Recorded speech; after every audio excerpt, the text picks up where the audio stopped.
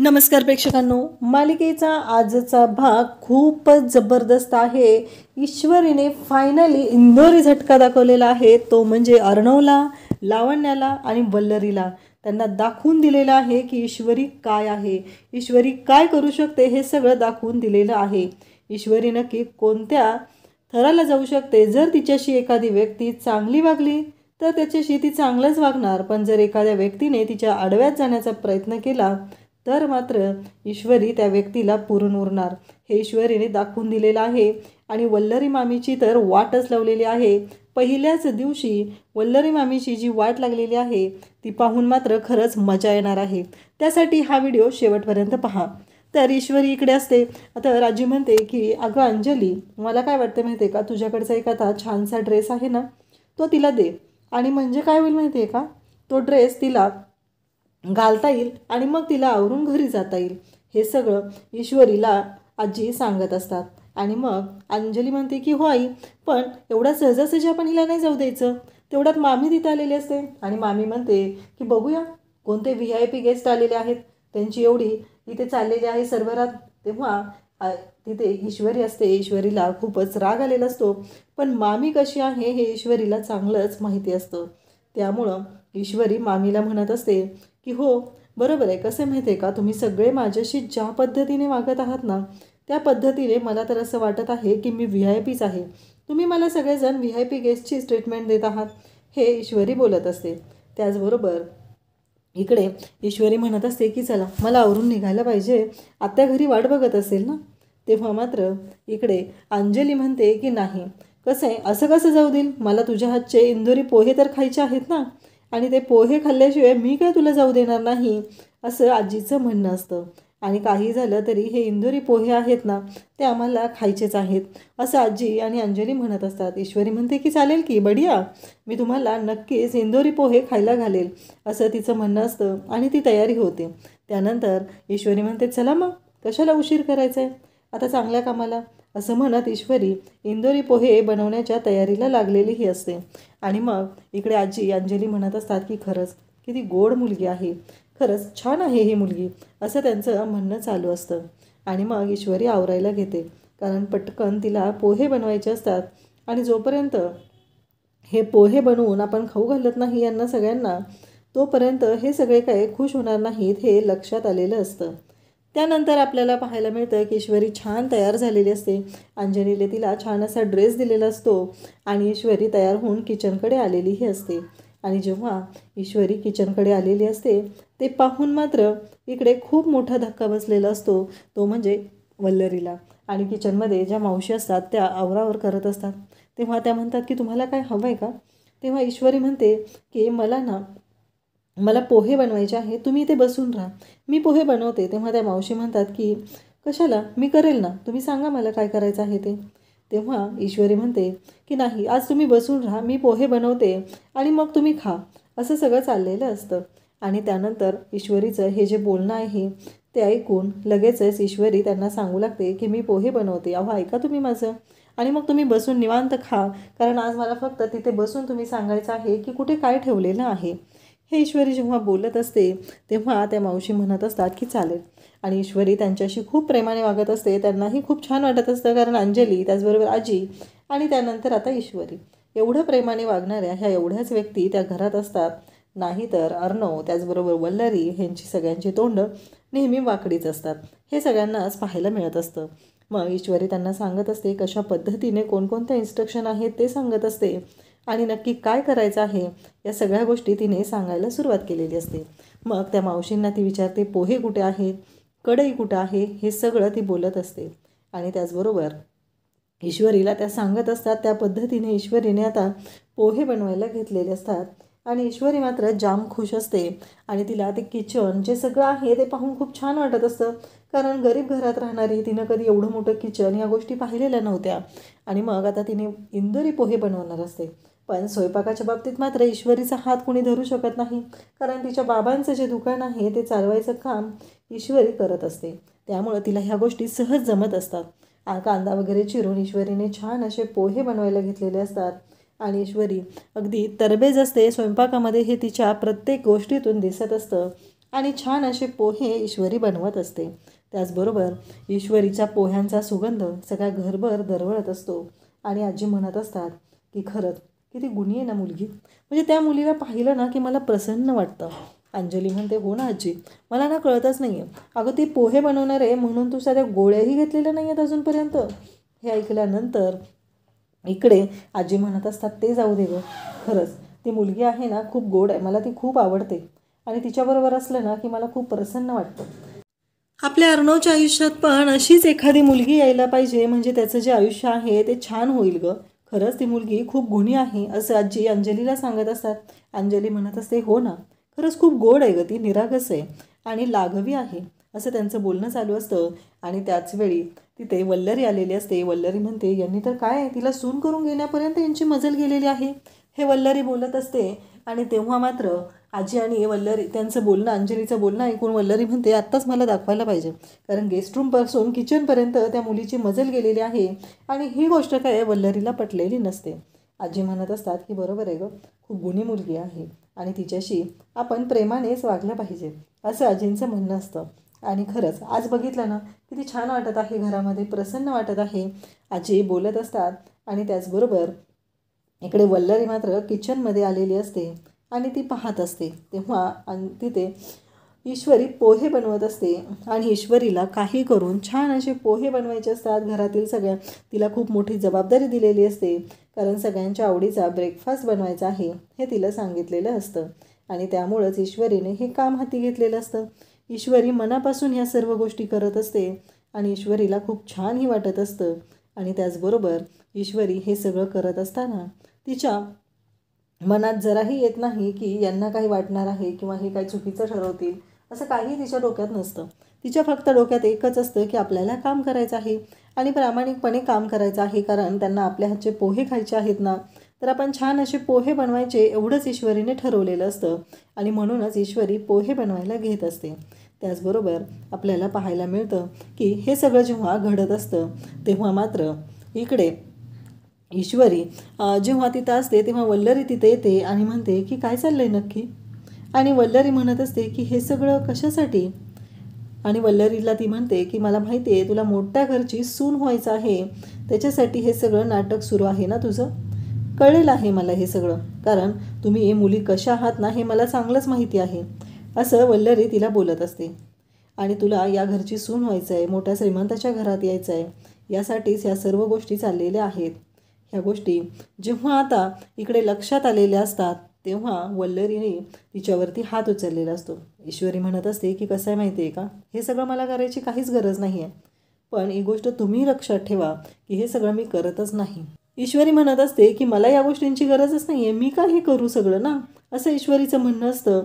आणि वल्लरी मात्र तिला मुद्दामच चिडवत असते. ईश्वरी म्हणत असते कसं आहे माहिती आहे का, तुमचा काय प्रॉब्लेम आहे ना ते तुमच्या लक्षातच येत नाही आहे, असं ईश्वरी बोलत असते. आणि तेव्हा मात्र वल्लरी म्हणत असते की तू ना तुझ्या लायकीत राहायचं, आज तू गेस्ट रूमपासून किचनपर्यंत आलेली आहे, तुझी लायकी काय आहे ना हे विसरायचं नाही, एवढं लक्षात ठेव, अन्यथा गाठ माझ्याशी आहे, हे ईश्वरीला वल्लरी बोलत असते. आणि तिच्यावरती हात उचलते. वल्लरीला हात उचलल्यानंतर ईश्वरी तरी काही गप्प बसणारी नसते. ईश्वरी पण तेवढी स्ट्रॉंग असते आणि तिला माहिती असतं जर कोणी आपल्याला आरे केलं तर त्याला कार्य करायचं. ईश्वरी म्हणते की माझ्या आजीने मला शिकवलेलं आहे, जर आपल्याशी कोणी चुकीचं वागलं तर त्याच्याशी काय करायचं. तर तिने म्हणते की तुकारामांचे अभंग माझी आजी मला शिकवायची, ओव्या शिकवायची, त्यातली एक गोष्ट आहे, त्यामुळं तुमच्या डोक्यात काटे मारायलाही मी मागं पुढं पाहणार नाही. आणि तो अभंग तिला ऐकवते. तेव्हा मात्र वल्लरी शांतच राहते, तिच्याकडे ऑप्शनच नसतो, कारण तिने जर अतिपणा केला तर ईश्वरी मात्र तिची वाट लावणार हे वल्लरीच्या चांगलंच लक्षात आलेलं असतं.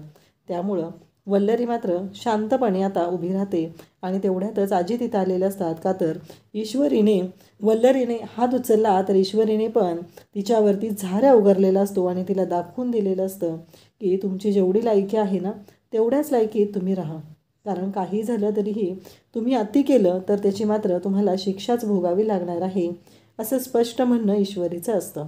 आणि मग ईश्वरी म्हणत असते चटका लागेल ना. तेवढ्यात आजी येतात आणि म्हणतात की झाले का गं पोहे. तेव्हा ईश्वरी म्हणते हो आजी झालेत, मी घेऊनच येते. आणि ईश्वरीने छान असे गरमागरम पोहे केलेले असतात आणि सगळेजण तिथं आलेले असतात. सगळ्यांच्या सोबत पोहे खायचे असं सगळ्यांनी ठरवलेलं असतं, कारण सगळ्यांनाच खूप भारी वाटत असतं आज काहीतरी वेगळं खायला मिळणार आहे. त्याचबरोबर इंदोर स्पेशल हे पोहे असतात आणि ती म्हणत असतात की पोहे म्हणजे पोहेच असणार ना, पोह्यासारखे पोहे, त्यात काय एवढं वेगळं आहे असं वल्लरीचं म्हणणं असतं. तेव्हा ईश्वरी म्हणत असते, नाही, आम्ही ना पोहे पहिलं वाफवून घेतो आणि त्यानंतर त्याला फोडणी टाकतो, हे ईश्वरी सांगत असते. म्हणजे इंदोर स्पेशल जे पोहे आहेत ते वेगळ्या पद्धतीनं बनवले जातात. आता सगळेजण तिथं असतात आणि सगळ्यांना ईश्वरी म्हणत असते की मी घेऊन येते, मी हा ब्रेकफास्ट तुमच्या सगळ्यांच्या जवळ घेऊन येते आणि चहा पण गरमागरम सगळ्यांसाठी टाकते, अगदी बढिया असं तिचं म्हणणं असतं. आजींच्या समोर ईश्वरीने तर वाट लावलेलीच असते, पण त्याहीपेक्षा वाट लागणार असते ती म्हणजे वल्लरीची. वल्लरीला विश्वासही बसत नाही की ही मुलगी आपल्याशी अशा पद्धतीनं वागू शकते. हे वल्लरीच्या डोक्यात चालू असतं. त्याचबरोबर घरी इकडे आत्या मात्र भयानक चिडलेली असते. आत्याचं म्हणणं असतं काही झालं तरीही ही ईश्वरी जी आहे ती चुकीचं वागत आहे. तिनं त्या आजींशी बोलली, त्या मॅडमनी मला सांगितलं, इथपर्यंत ठीक आहे, परंतु नक्की ईश्वरी घरी कधी येणार आहे, त्यानंतर ती माझ्याशी बोललीही नाही आणि मला काही हे पटणं गेलं असं तिचं म्हणणं असतं. आणि त्यासोबतच इकडे पाहायला मिळतं की नमू म्हणत असते की आता जरा शांत होणं गं, येईल ना ती.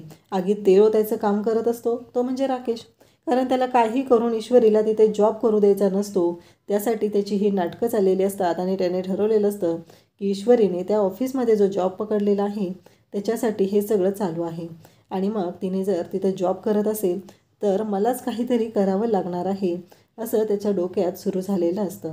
आणि काही करून ईश्वरीला त्या जॉबवरून काढून टाकायचं, तिला घरी बसवायचं हे त्याच्या डोक्यात असतं, कारण ती अर्णवच्या जवळ जाता नाही कामा नये, कारण ती मला मिळाली पाहिजे एवढा घाणेरडा विचार या राकेशच्या डोक्यात असतो. आणि म्हणून तो आत्याला ईश्वरीच्या विरोधात भडकवायला सुरुवात करतो.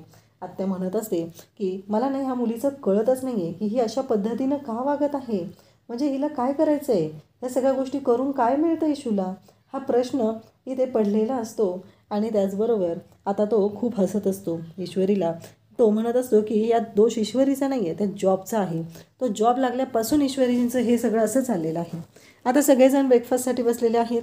मामा म्हणत असतात की चला, खूप छान असा घमघमाट येत आहे आणि आज मला इंदोरी पोहे खायला मिळणार. तेव्हा वल्लरी म्हणत असते पोह्यासारखे पोहे, त्याच्यात काय वेगळं, म्हणजे इंदोरी पोहे असं काय स्पेशल असतं का त्याच्यामध्ये, असं बोलणं चालू असतं. तेव्हा मात्र इकडे आजी म्हणत असतात की नाही, आणि ईश्वरी मात्र लगेच उत्तर द्यायला तयार असते. म्हणून तर तिचं नाव मिस बडबड असं ठेवलेलं आहे अर्णवने. ती म्हणत असते नाही नाही, आमच्याकडे ना इंदोरी पोहे थोडे वेगळ्या पद्धतीने बनवले जातात. पोहे आधी वाफवून घेतले जातात आणि त्यानंतर त्याच्यावरती फोडणी आणि तडका मारला जातो, हे सगळं ती सांगत असते. आणि आजींना म्हणते बरोबर ना, तेव्हा आजी म्हणतात की हो, अगदी बरोबर, असं आजींना ती सांगत आहे. आजीही खुश होत असतात. ईश्वरीचं जे काही वागणं आहे ते आजींना पण खूप आवडत असतं. ईश्वरी खूप छान पद्धतीने गोष्टी करत असते आणि ईश्वरीचं हे जे काय निरागस लाघवी बोलणं आहे त्यावरती तर आजी मात्र जाम फिदा झालेले असतात. त्यांना खूप छान वाटत असतं, कारण ईश्वरी एवढी निरागस आहे, मनमोकळेपणाने बोलत आहे, सगळ्यांशी प्रेमाने वागत आहे, या गोष्टी आजींना पण छानच वाटत असतात. त्याचवेळी इकडे ईश्वरी म्हणत असते की हे पोहे जे आहेत ना ते स्पेशल असतात, म्हणजे कोणी जर पोहे घेतले तर तो एका प्लेटमध्ये थांबतच नाही आहे, तो नक्कीच 2 प्लेट खाणार. मामा मला आज खात्री आहे तुम्हाला हे पोहे ना खूप आवडणार. तेव्हा मग तिथे एक शेजारी प्लेट असते, त्या प्लेटमध्ये पोहे वाढायला ईश्वरी घेत असते. तेव्हा आजी म्हणतात की नको नको, त्या प्लेटमध्ये नको पोहे वाढू, कारण ते अर्णवची प्लेट आहे आणि अर्णवचं ते डाएट असतं, तो पोहे वगैरे काही खात नाही आहे. तेव्हा ईश्वरी म्हणते काय, तर आजी सांगतात की अगं तो साखर आणि तेल वगैरे घातलेलं तो खात नाही. तेव्हा ईश्वरी म्हणते काय, साखर तेलाचं खात नाही, अवघडच आहे, म्हणजे एखाद्याने हे सगळं बंद करणं म्हणजे काय, माणसाने कसं खाऊन पिऊन सुखी राहावं. तेव्हा मामा म्हणतात अगदी माझ्या प्लॅनमध्ये ग्रुपमध्ये आलीस तू, माझंही अगदी तसंच असतं. म्हणजे सगळ्यांना ईश्वरी छान अशी इम्प्रेस करत असते. इम्प्रेस म्हणजे स्वतःहून करत नाही आहे ती, पण तिच्या वागण्यातून बोलण्यातून सगळेच जण इम्प्रेस होत असतात, खुश होत असतात, सगळ्यांना भारी वाटत असतं, या सर्व गोष्टी घडत असतात. तेव्हा ईश्वरीला आजी म्हणतात की खरंच आज ना इंदोरी पोहे काय असतात ना हे तू दाखवून दिलेलं आहे, खरंच एकदम बढिया. त्यावेळेस मामा पण म्हणतात की हो, मी पण तेच म्हणेल की नक्कीच आजी खरंच पोह्याला एकच उपमा आहे, ती म्हणजे बढिया, त्याशिवाय आपण वेगळं काहीच बोलू शकत नाही. आणि तेव्हा मात्र तिथं असलेल्या वल्लरीला राग आलेला असतो तेव्हा मामा म्हणतात की खवळले. नाही नाही, माझ्या पोटातली भूक खवळली ना, ते बोलत आहे मी. आणि ईश्वरी म्हणत असते की कसं आहे, इंदोरी पोह्याचा सुगंध जर माणसाने पाहिला तर आरामात कुणी पण येऊन लगेचच इंदोरी पोहे खाऊ शकतं, हे ईश्वरीचं म्हणणं असतं. सगळेजण खुश झालेले असतात, सगळ्यांना खूप भारी वाटत असतं, कारण ईश्वरीचं जे काही चालू असतं ते खूपच जबरदस्त असं असतं. आणि मग तेवढ्यातच अर्णव तिथं आलेला असतो आणि ईश्वरी म्हणालेली असते की मी तुमच्या सगळ्यांसाठी बढिया चहा करून आणते, असं म्हणत ईश्वरी चहा बनवायला गेलेली असते. आणि ईश्वरी जेव्हा चहा बनवायला जाते तेवढ्यात अर्णव तिथं आलेला असतो आणि तो म्हणत असतो की हो, बाकीचे अपडेट्स मी तुम्हाला देईल, त्याचबरोबर तुम्ही आकाश सरांशी बाकीच्या गोष्टी बोलून घ्या, असं अर्णवचं म्हणणं असतं. आणि म्हणूनच अर्णवने आता ब्रेकफास्टला बसलेला असतो आणि मग त्याला तो पोह्यांचा जो सुगंध आहे, जो सुगंध दरवळत आहे, ती गोष्ट मात्र खूप आवडते. आणि मग आजी म्हणतात की अरे अर्णव, तेव्हा अर्णव म्हणतो की मी आज पोहे खाणार आहे. हे ऐकल्यानंतर तिथे सगळ्यांना धक्का बसतो. तेव्हा अर्णवला ते म्हणतात की तुझं सॅलड वगैरे डाएट. तेव्हा अर्णव म्हणतो की नाही नको, मला आज पोहे खायचे. आजी अंजली पाहूच लागतात, कारण हे सगळं पॉसिबल झालेलं असतं ते फक्त आणि फक्त ईश्वरीमुळं. कारण ईश्वरीमुळे आज अर्णवने पोहे खाल्लेले आहेत, त्याच्या आवडीचा नाश्ता तो खात असतो. हे पाहून आजी मात्र जामच खुश झालेले असतात, कारण काहीही झालं तरीही ही जी गोष्ट आहे ती मात्र वाखाणण्याजोगी असते, कारण हे फक्त घडू शकलेलं असतं ते अंजलीमुळं. तेव्हा मामा पण म्हणतात हो हो खा पोहे. खरंच पोहे खूपच जबरदस्त झालेले आहेत, कारण जोपर्यंत अर्णव पोहे खात असतो तोपर्यंत मात्र कोणालाच माहिती नसतं, अर्णवला माहिती नसतं की हे पोहे कोणी बनवलेले आहेत. आणि त्याचवेळी इकडे पाहायला मिळतं ते म्हणजे ईश्वरी आणि त्याचबरोबर घरातील सर्व मात्र जाम खुश झालेले असतात. सगळ्यांना भारी वाटत असतं, कारण ईश्वरीने ज्या गोष्टी केलेल्या असतात आणि ईश्वरी खुश झालेली असते, ईश्वरीने घरातल्या सगळ्यांना खुश केलेलं असतं. आणि अर्णव पोहे खातोय हे बघून ईश्वरीला आणखीनच भारी वाटायला लागलेलं असतं. अर्णवला तिने इम्प्रेस तर केलेलं आहे आणि त्याचबरोबर घडतं मात्र असं की ईश्वरी पाहू लागते आणि तिथे येऊन उभी राहिलेली असते. आणि त्याचवेळी सगळेजण तिथं असतात आणि अंजली म्हणत असते की हो. अंजली मात्र शांत असते, कारण तिला माहिती असतं की अर्णवचा स्वभाव कसा आहे. अर्णव खूप लाघवी आहे, तो अगदी प्रामाणिकपणे सगळ्यांशी बोलणार आहे. या सर्व गोष्टी जेव्हा घडत असतात ईश्वरी अर्णवकडे पाहत असते, अर्णवच्या शेजारी येऊन उभी असते, चहा आणलेला असतो आणि ती म्हणत असते की कसं आहे माहिती आहे का, माणसांना जर एखादी गोष्ट आवडली असेल तर त्या व्यक्तीने त्या गोष्टीसाठी थँक्यू म्हणायला काहीच हरकत नाही आहे. आता तुम्हाला पोहे आवडलेले आहेत आणि तुम्ही पोहे खायला घेतलेले आहेत, पण ज्या व्यक्तीने हे पोहे बनवलेले आहेत त्याला एकदा थँक्यू म्हणलं तर काही हरकत नाही आहे. आणि त्या क्षणी अर्णवला ठसका लागतो, कारण अर्णवला कळलेलं असतं की हे पोहे जे आहेत ते ईश्वरीने बनवलेले आहेत. आणि अर्णव पाहू लागतो. तेव्हा अर्णव म्हणतो की नाही नको, मला नको आहेत पोहे मला. तेव्हा ईश्वरी म्हणते असं का. तेव्हा आजी म्हणते की अर्णव असं नको करूस, ते खा पोहे, असं आजी अर्णवला सांगत असते. तेव्हा ईश्वरी म्हणते की हो, माणसाने कसं अगदी प्रसन्न राहावं आणि त्याचबरोबर ज्याने हे केलेलं आहे त्याला शुक्रिया म्हणून टाकावं, काही प्रॉब्लेम नसतो, म्हणून टाकायचं शुक्रिया, एवढा काही वेळ नाही लागत त्या गोष्टीसाठी. आणि हां, तेवढ्यात अर्णवला ठसका लागतो. अर्णवला ठसका लागला की ईश्वरी म्हणते की हे घ्या पाणी आणि निवांत म्हणून दाखवा. त्यानंतर इकडे पाहायला मिळतं की इकडे आत्या मात्र चिडलेली असते. आत्याचे कान भरायचं काम करत असतो तो म्हणजे राकेश. त्याचं चालूच असतं की अहो आत्या तुम्ही ना टेन्शन नका घेऊ, ही ईश्वरी जी आहे ना त्या जॉबमुळं प्रॉब्लेम झाला आहे, नाहीतर ईश्वरीजी तशा नाही आहेत, त्यांना जो जॉब मिळालेला आहे ना त्याच्यामुळं हा सगळा गोंधळ होत आहे. मला काय वाटतं माहिती आहे का, या जॉबपासूनच त्यांना आपण लांब ठेवलं पाहिजे. इकडे अर्णव म्हणतो की मला नको आहेत पोहे. तेव्हा आजी म्हणते की असं काय करतोयस रे, अन्नपूर्णा आहे, अन्नपूर्णा रागवते, असं नाही करावं, ताटातलं अन्न अर्धवट सोडू नये, खा ते सगळं. अर्णवला खरं तर पोहे खायचेच असतात, पण अर्णव मात्र शांतच असतो आणि तो म्हणतो की आजी तू सांगतेस ना म्हणून फक्त मी हे पोहे खात आहे, असं अर्णव बोलून दाखवतो. आणि त्यानंतर अंजली त्याचबरोबर आजी सर्वजण हसत असतात. सगळ्यांपेक्षा जास्त मोठा धक्का बसलेला असतो तो म्हणजे वल्लरीला. आणि तेवढ्यातच तिथे लावण्य आलेली असते. लावण्य आलेली पाहून अर्णव म्हणतो की तू इथे. तेव्हा ती सांगते की नाही, काल ते आग लागलेली कळली ना त्याच्यामुळे. आणि लावण्य आल्या आल्या जेव्हा ईश्वरीला पाहते तेव्हा तिला खूप मोठा धक्का बसलेला असतो आणि ती म्हणत असते की तू ईश्वरी, आता आपल्या आधी ईश्वरी या घरात पोचली आहे, या गोष्टीचा मात्र मोठा धक्का लावण्याला बसलेला असतो, कारण ईश्वरीने पोहे बनवलेत आणि ती म्हणत असते की या सर, म्हणजे तू आज पोहे खातोयस, हे काय आहे? तेव्हा ती म्हणते की तुझं डाएट सॅलड. तेव्हा आजी म्हणतात की अगं, ईश्वरीने पोहे बनवलेत, खा तू पण खा. तेव्हा ती म्हणते की नाही नको, मला मी नाही खात पोहे वगैरे काय. त्यावर अंजली लगेच म्हणते की काही गरज नाही आहे, कारण तिला ते नाही आवडणार, तिने खाऊन आली असेल. आजी पण तेच म्हणतात की तिने खाऊन आली असेल, तिला जबरदस्ती करायची काही गरज नाही आहे, असं आजींचंही म्हणणं येतं. आणि आजीही तेच बोलतात. म्हणजे त्या घरामध्ये ईश्वरीला मानाचं स्थान मिळत असतं, तर इकडे अर्णव पण खुश झालेला असतो, तो पोहे खात असतो. पण लावण्याची मात्र वाटच लागत असते. उद्याच्या भागामध्ये आपल्याला पाहायला मिळणार आहे की ईश्वरी घरी आलेली आहे आणि रस्त्यातच ती विचारत असते राकेशला. ती म्हणत असते की मी तुम्हाला, हे तिचं बोलणं चालूच असतं. पण राकेश तिला म्हणतो की आत्या मात्र जास्त रागवलेल्या आहेत.